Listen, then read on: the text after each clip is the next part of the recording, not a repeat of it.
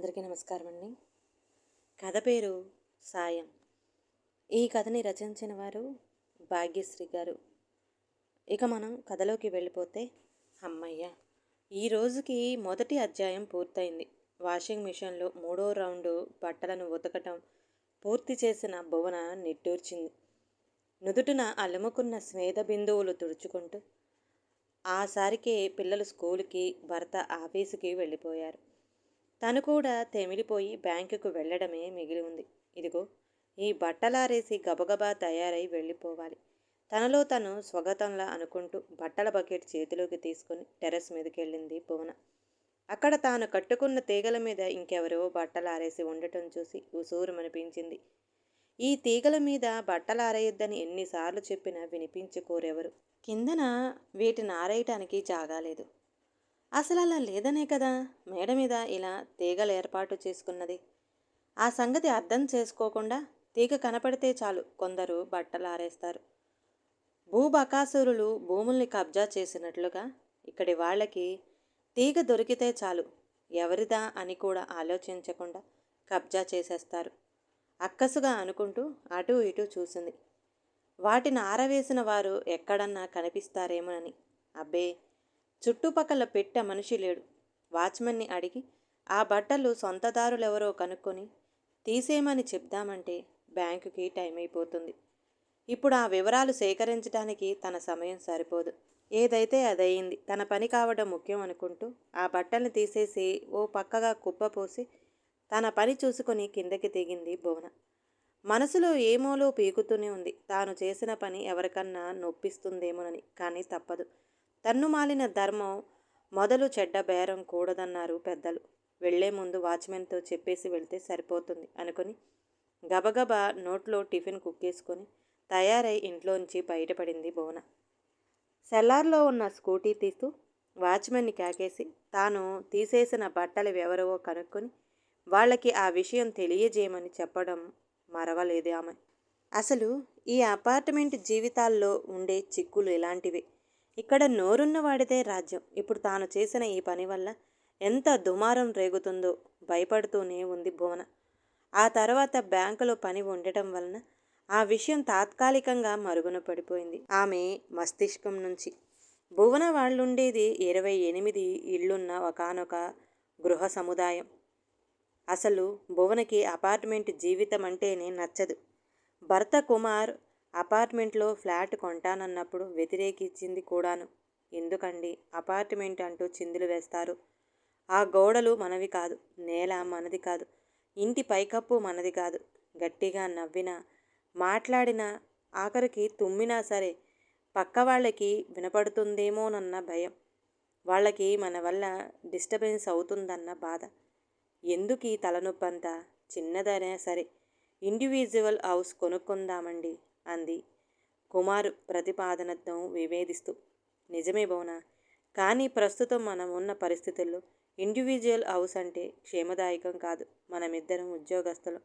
పొద్దుననగా బయటికి పోతే ఏ సాయంత్రానికో గూటికి చేరతాం.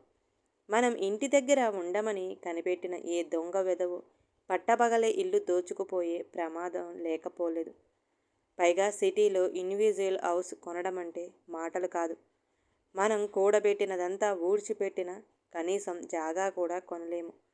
అలాగని ఎక్కడో ఊరికి దూరంగా కొనుక్కుంటే ఇదిగో నేను చెప్పిన దొంగ భయాలతో పాటు ట్రాన్స్పోర్ట్కి కూడా ఇబ్బంది అవుతుంది నచ్చ చెప్పాడు కుమార్. అతడు చెప్పింది సబబుగా అనిపించటంతో అతడి అభిప్రాయాన్ని బలపరచక తప్పలేదు భువనికి. అదిగో అప్పటి నుండి మొదలయ్యాయి ఈ పాట్లు. 860 చదరపు అడుగుల ఫ్లాట్ ఏ మూలకి చాలలేదు వాళ్ళకి. హాలు ఓ మోస్తరుగా ఉన్న బెడ్రూమ్లు బాగా చిన్నవి. 2 గదులలో మంచాలు వేస్తే నడవటానికి మాత్రమే చోటు మిగిలింది. ఇక యుటిలిటీ, బాల్కనీ అంతా ఒకటే. అంట్లు తోముకునేందుకు, బట్టలుతికి ఆరవేసుకునేందుకు ఇలా అన్నిటికీ ఒకటే చోట కావడంతో భువనకి బాగా ఇబ్బంది అయ్యేది.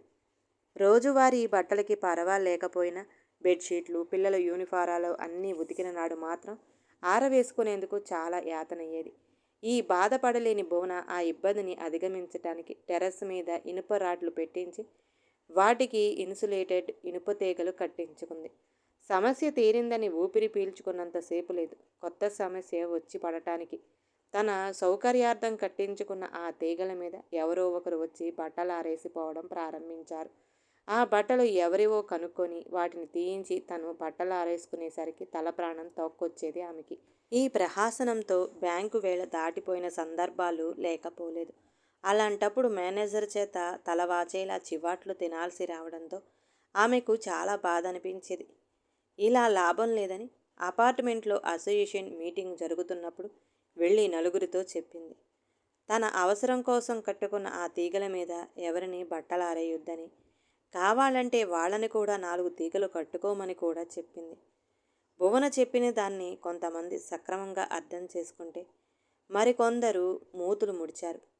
ఒక్క చోటున్న తర్వాత కోఆపరేట్ చేసుకోకపోతే ఎలా అంటూ సన్నాయి నొక్కులు నొక్కారు. దానికి భువన, నిజమేనండి, నలుగురం కలిసి ఉన్నప్పుడు ఒకరికొకరు సాయం చేసుకోవాలి. కానీ నా పరిస్థితి కూడా ఆలోచించండి. నేను ఉద్యోగస్తురాలిని, బయటకెళ్ళక జరగదు. రోజు రన్నింగ్ రేస్ చేస్తే తప్ప ఆఫీసుకు వేళకే అందలేను. అలాంటప్పుడు ఇలా ఎవరు పడితే వాళ్లను నేను కట్టుకున్న తీగల మీద బట్టలారేసి నన్ను ఇబ్బంది పెడితే ఎలా? కోఆపరేషన్ అంటే సాటివారికి అసౌకర్యం కలిగించటం కాదని నా అభిప్రాయం అంది కాస్త పొదునుగానే. అప్పటికా గొడవ సద్దుమణిగింది. మళ్ళీ ఇవాళ అదే పరిస్థితి. దీనికెంత అల్లరవుతుందో తలుచుకున్న భువన గుండె బేజారైంది. ఆమె ఊహించినట్లే జరిగింది. సాయంత్రం ఆమె ఇంటికొచ్చేసరికి సెల్లార్లో పంచాయతీ జరుగుతుంది. భువన స్కూటీ పార్క్ చేశాక ఆడవాళ్ళందరూ మూకుమ్మడిగా ఆమె మీద మాటల దాడి ప్రారంభించారు. వాళ్లల్లో నుంచి ఒక ఆమె ముందుకొచ్చి, మేము ఇక్కడికి కొత్తగా వచ్చామండి. ఆ తీగలు అందరికీ సంబంధించిన కామన్ తీగలేననుకొని బట్టలు ఆరేశాను. ఎవరు ఆరేశారో కనుక్కొని వాచ్మెన్తో అలా ఆరేయొద్దని చెప్పించి ఉంటే సరిపోయేది కదా. తీసి అలా కింద బురదలో పారేస్తే ఎలాగండి అంటూ దురుసుగా మాట్లాడింది. నిజమేనండి, నేను అలా తీసి పారేయడం తప్పే, నాకు తెలుసు. కానీ గత్యంతరం లేదు, అందుకే తీసేయాల్సి వచ్చింది. నేను అవి ఎవరివో కనుక్కొని వాచ్మెన్ చెప్పి తీయించేసరికి పుణ్యకాలం కాస్త గడిచిపోతుంది. మా మేనేజర్ చేత చివాట్లు తినాలి, అందుకే అలా చేశాను. I am sorry. అయినా అక్కడ బురదగా లేదే, క్షమాపణ చెప్పింది భువన. కొత్తగా వచ్చినావిడ కాస్త శాంతించినట్లే కనపడింది. కానీ అగ్నికి ఆజ్యం పోసినట్లుగా ఆ అపార్ట్మెంటులో ఉన్న మిగతా మహిళామణులు ఊరుకోలేదు. అందరికన్నా ముందు 5వ ఫ్లోర్లో ఉండే అమ్మాజమ్మ రెచ్చిపోయింది. ఆవిడదొక తరహా. ఈ ప్రపంచంలో అందరికన్నా తానే కరెక్ట్ పర్సన్ అని భావిస్తూ, అడగకపోయినా అందరి గొడవల్లో తలదూరుస్తూ ఆడ మర్యాద రామన్నలా తీర్పు చెబుతూ ఉంటుంది. ఇప్పుడు ఆవిడే కలగజేసుకుని బురదగా లేకపోవడమేమిటండి?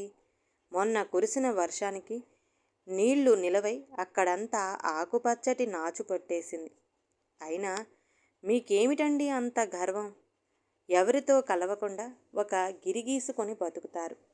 మీకు మీ వారికి సంఘజీవనం తెలియదు కాబట్టే అలా ప్రవర్తిస్తున్నారు అంటూ సందు దొరికింది కదా అని అవాకులు చవాకులు పేలడం మొదలెట్టింది. అంతవరకు తనని దోషిగా చూసి ఎన్ని మాట్లాడినా బాధపడిన భువన భర్తననేసరికి మాత్రం భరిస్తూ ఉండలేకపోయింది.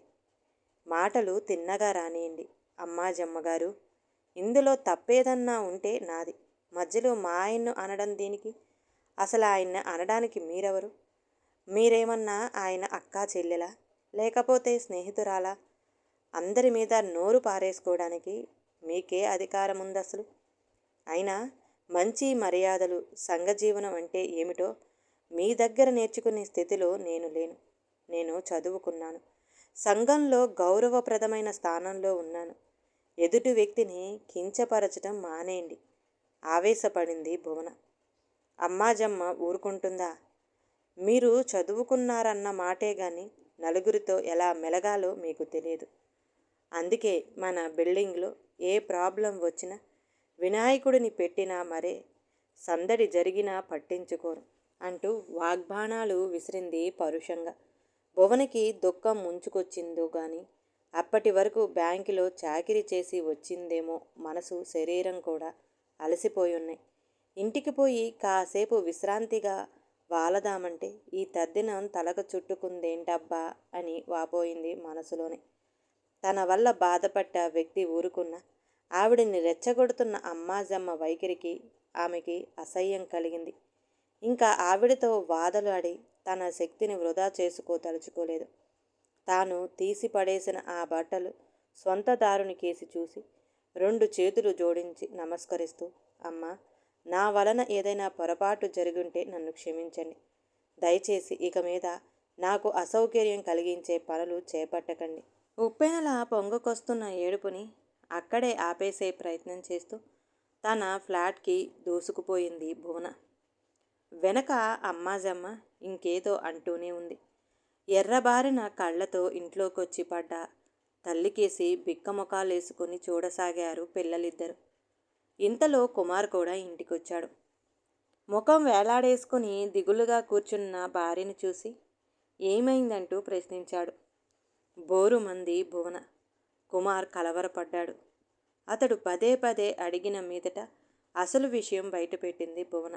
నన్నన్నందుకు నాకు బాధగా లేదండి, కానీ మిమ్మల్ని అనేందుకు ఆవిడకేం హక్కుంది? ఒక చదువు సంధ్య లేని మనిషి చేత సంస్కారం గురించి, సంఘజీవనం గురించి చెప్పించుకునే కర్మ పట్టింది నాకు. అందుకే ఈ అపార్ట్మెంట్ లైఫ్ అంటే నాకు ఇష్టం ఉండదు. ఎవరి బతుకు వారిని బ్రతకనివ్వరు. వెక్కిళ్ళ మధ్య అంది భువన ఉక్రోషంగా. పోనీలే భువన, నువ్వే అంటున్నావుగా ఆమెకి చదువు సంధ్య లేదని. బాగా చదువుకున్న కొందరు వ్యక్తులకే సంస్కారం ఉండదు. అసలు చదువుకి సంస్కారానికి సంబంధమే లేదు. నువ్వు ఆ సంగతి మనసులో నుంచి తుడిచేయి అనునయంగా చెప్పాడు కుమార్. ఆవిడ నన్నేదో అందని కాదండి నా ఏడుపు. ఈ సంఘటనతో ఏ సంబంధం లేని మిమ్మల్నెందుకు అనాలి చెప్పండి? అసలు మిమ్మల్ని ఎత్తి చూపే అర్హత ఆమెకేముందని? పోనీలే బోనా, అది ఆమె నైజం. ఆ మధ్యన మన బిల్డింగులో వినాయకుడిని పెట్టినప్పుడు నన్ను పాల్గొనమని అడిగారు. నాకు ఇంట్రెస్ట్ లేదని చెప్పేశాను. అందుకు వాళ్ళ ఆయన కాస్త దురుసుగా మాట్లాడాడు. దానికి తగిన సమాధానమిచ్చి నేనాయన నోరు మోయించాను. బహుశా ఆ కోపం మనసులో పెట్టుకొని ఆవిడ అలా మాట్లాడి ఉండొచ్చు సాలోచనగా అన్నాడు కుమార్. ఆయనకి కోపముంటే ఆయన అనాలి.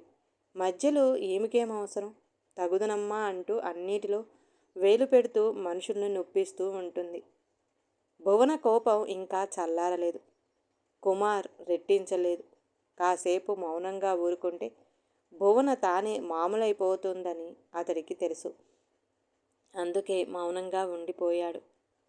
స్త్రీ కావడం మూలానేమో జరిగిన సంఘటనను ఓ 4 రోజుల దాకా మరవలేకపోయింది భువన. కావాలని చెయ్యకపోయినా చేసిన తప్పును ఒప్పుకొని క్షమాపణ చెప్పినా సరే తానన్ని మాటలు పడాల్సి రావడం ఆమె హృదయాన్ని గాయపరిచింది. అందుకే కాస్త మౌనంగా ఉంటూ తన మనసుకి స్వాంతన కలిగించుకోసాగింది. మరి 10 రోజుల తర్వాత ట్రాఫిక్ సిగ్నల్స్ దగ్గర ట్రాఫిక్ ఎస్ఐతో గొడవ పడుతున్న ఆ 4 టీనేజ్ పిల్లను చూసి స్కూటీ ఆపింది భువన. ట్రాఫిక్ కానిస్టేబుల్ ఆమెకు పరిచయస్తుడే. అతడు ఆమె పనిచేస్తున్న బ్యాంకు కస్టమర్. అప్పుడప్పుడు బ్యాంకులో చూడటం నుంచి అతడు ఆమెకి తెలుసు. అక్కడున్న 4 పిల్లల్లోనూ ఒకరు అమ్మాజమ్మ కొడుకు. ఇంకొకరిని తమ కాంపౌండ్లో తరచుగా చూస్తూనే ఉంటుంది. కానీ అతడెవరో ఆమెకి తెలియదు. తక్కిన 2తో అసలు ముఖపరిచయం లేదు. ఏంటి సార్, ఏమైంది? ఎందుకు ఈ పిల్లల్ని అలా ఆపేశారు? ఆశ్చర్యంగా ప్రశ్నించింది భువన. మీరా మేడం, వీళ్ళు మీకు తెలుసా? అడిగాడు కానిస్టేబుల్. తెలుసన్నట్టుగా తలూపింది భువన. వీళ్ళ సాహసం చూడండి. నిండా 18 ఏళ్ళైనా లేవు. ఇంత పెద్ద బైక్ డ్రైవ్ చేయడమే కాకుండా దీని మీద 4 వెడుతున్నారు. ఏమైనా ప్రమాదాలు జరిగితే అధికారుల నిర్లక్ష్యం అంటూ మమ్మల్ని నిందిస్తారు. అసలు వీళ్ళని కాదు అనాల్సింది. మైనారిటీ తీరని వీళ్ళకి ఇంతింత పెద్ద బళ్ళిచ్చి ఊరి మీదకి విడిచిపెట్టే వీళ్ళ అమ్మా నాన్నలని అనాలి. ఆవేశపడ్డాడు ఆ కానిస్టేబుల్. అతడన్న మాటల్లో వాస్తవాన్ని అర్థం చేసుకుంది భువన. అంత చిన్న వయసులో వాడి స్థాయికి మించిన బండి వాడికిచ్చి వాడిని ప్రమాదంలో ఇరికించడమే కాకుండా బాధ్యత మరిచి ప్రవర్తిస్తూ వాళ్ళ భవిష్యత్తుని పాడు చేస్తున్నారు. ఎందుకో భువన మనసంతా చేదు మింగినట్లుగా మారింది. కానిస్టేబుల్ ఎదురుగా బిక్కమొహం వేసుకుని నిలబడ్డ అమ్మాజమ్మ కొడుకును చూస్తూ, ఇలా బైక్ మీద నలుగురు రైడ్ చేయటం తప్పని నీకు తెలియదా? అడిగింది భువన సూటిగా. తెలుసా ఆంటీ, కానీ రోజు మేము ఇలాగే వస్తాం. ఎవరు మమ్మల్ని అడ్డుకోరు. ఒకవేళ అడ్డుకున్నా ఓ 50 100 చేతుల్లో పెట్టేస్తే ఊరుకుంటారు. కానీ ఇవాళ ఇతనే గొంతు తగ్గించి రహస్యంగా భువన చెవిలో చెప్పాడు కుర్రాడు. తప్పు నానా, నువ్వు చేస్తున్నదెంత పెద్ద తప్పో నీకు తెలియదు. వయసు రాకుండా ఇంత పెద్ద బైక్ తీయటం ఒక తప్పైతే దాని మీద ఇంతమందిని ఎక్కించుకోవడం ఇంకో తప్పు. నిన్ను పట్టుకున్న అధికారికి లంచం ఇవ్వడం అంతకన్నా పెద్ద తప్పు. నెమ్మదిగా చివాట్లు పెట్టింది భువన. తప్పైపోయిందాంటీ, ఇంకెప్పుడు ఇలా చెయ్యము. మమ్మల్ని విడిచిపెట్టమని చెప్పండి ఆంటీ, ప్రాధేయపడ్డాడు అమ్మాజమ్మ కొడుకు. వదిలేయండి సార్, ఏదో కుర్రాళ్ళు తెలియక చేశారు అంది భువన కానిస్టేబుల్తో. అమ్మమ్మ, ఎంత మాట! అలా చూసి చూడనట్లుగా వదిలేస్తేనే వీళ్ళిలా బరితెగించి తిరుగుతున్నారు. బండి లాక్కొని కేసు బుక్ చేస్తే కానీ వీళ్ళ తిక్క కుదరదు అన్నాడు కానిస్టేబుల్ భువనతో ఉన్న పరిచయాన్ని పక్కన పెట్టేసి. బండి లాక్కుంటారా? అమ్మో, నాన్న చంపేస్తారు. అమ్మాజమ్మ కొడుకు గొంతు రుద్ధమైంది. మీకు నాన్న చంపేస్తాడన్న భయమే ఉంటే ఇలా పెద్ద బళ్లతో ఇంత రెక్లెస్గా రోడ్డు మీద ఊరేగరు, వెటకారంగా అన్నాడు కానిస్టేబుల్. ప్లీజ్ సార్, ఇక మీద ఇలా జరగదు. నేను గ్యారంటీ. వీళ్ళ పేరెంట్స్తో మాట్లాడి ప్రాబ్లం నేను సాల్వ్ చేస్తాను అభ్యర్థనగా అడిగింది భువన. ఓకే మేడం, మీరంతగా అడుగుతున్నారు కాబట్టి వదిలేస్తాను. కానీ వీళ్ళు మళ్ళీ ఇలా చేయకుండా ఉండాలంటే వీళ్ళకి బుద్ధి రావాలి. కాబట్టి 500 ఫైన్ కట్టమనండి చెప్పాడు కానిస్టేబుల్. విన్నారుగా, 500 ఫైన్ అట. కట్టేస్తారా మరి అడిగింది భువన అమ్మాజమ్మ కొడుకు వైపు తిరిగి. మా దగ్గర అంత డబ్బు లేదంటీ, దీనంగా సంయుక్తంగా చెప్పారు ఆ పిల్లలు. భువనకి జాలేసింది. గుండె కరిగి నీరైపోయింది.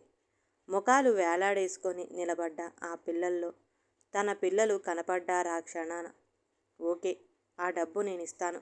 కానీ ఎప్పుడు ఇలా బైక్తో రోడ్డు మీద నాకు కనపడనని మాటియ్యి అంది భువన. ప్రామిస్ ఆంటీ, ఇంకెప్పుడు ఇలా చెయ్యం బేరమన్నారు వాళ్ళు. భువన తన హ్యాండ్ బ్యాగ్లో నుంచి 500 నోటు తీసి కానిస్టేబుల్ చేతికిచ్చింది. అతడు చలానా రాసి ఇచ్చాడు. దాన్ని అందుకొని బ్యాగులో పెట్టుకుంది. ఇంతకీ ఈ కుర్రాడు ఎవరు? పరిచయం ఉన్న ముఖంలా అనిపించిన కుర్రాడి గురించి అడిగింది భువన. మన ఫ్లాట్లోకి కొత్తగా వచ్చారంటీ, చెప్పాడు అమ్మాజమ్మ కొడుకు. సరే సరే, నువ్వు ఈ అబ్బాయిని కలిసి తిన్నగా ఇంటికి పదండి. వీళ్ళిద్దరినీ ఆటోలో వెళ్ళమను. ఆటోకి డబ్బులున్నాయా, ఇయ్యమంటారా అడిగింది భువన. ఆ పిల్లలు ఉన్నాయన్నట్లుగా బుర్రూపారు. బండి తీసే ముందు థ్యాంక్స్ ఆంటీ అంటూ చెప్పేసి తుర్రుమన్నారు ఆ కుర్రాళ్ళు. వాళ్ళ వెనకే ఫాలో అయ్యింది భువన. అపార్ట్మెంటు చేరాక వాళ్ళనుద్దేశించి అంది భువన. మీరు మళ్ళీ బైక్ మీద కనిపించారంటే ఈసారి నేనే పోలీసులకి పట్టిస్తాను. అందరూ పదో పరకో తీసుకుని ఊరుకుంటారనుకోకండి. ఆమె మాటల్లో పదును గ్రహించిన వాళ్ళలా తలాడించారు ఇద్దరు కుర్రాళ్ళు. మరోసారి థ్యాంక్స్ చెప్పేసి వెళ్ళిపోయారు. ఇంట్లోకి వెళ్ళిన భువన గృహకృత్యాలలో మునిగిపోయింది. స్నానం చేసి పొయ్యి మీద కూర పెట్టి కలుపుతున్నదల్లా కాలింగ్ బెల్ మోగటంతో, చిన్ను ఎవరో చూడు, నాన్ని వాళ్ళ లేట్ అవుతుందన్నారు అంది భువన కూతురితో. తలుపు తీసిన చిన్ను తల్లి దగ్గరికి వచ్చి, అమ్మా, మరే అమ్మాజమ్మ ఆంటీ అత్త తేజు వాళ్ళ అమ్మ వచ్చారు చెప్పింది. తేజు అంటే అడగబోయి ఏదో స్ఫురించి ఆగిపోయింది భువన.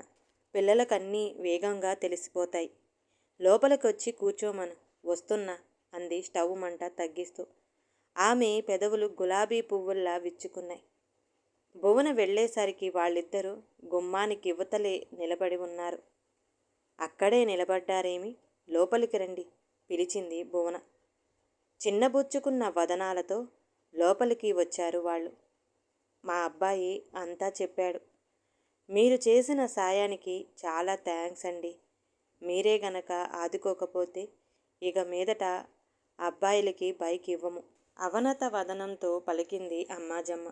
అవునండి, నిజంగా ఇవాళ మీరు కనుక వాళ్ళని చూసి ఉండకపోతే చాలా ఇబ్బంది అయి ఉండేది. మిమ్మల్ని అపార్థం చేసుకున్నందుకు రియల్లీ ఐఎమ్ వెరీ సారీ సిగ్గుపడుతున్నట్లుగా అంది బిల్డింగులోకి కొత్తగా వచ్చిన ఆవిడ. పర్వాలేదండి, ఒక చోటున్న తర్వాత ఆ పాటి సాయం చేసుకోపోతే ఎలా? చిరు మందహాసం చిందించింది భువన.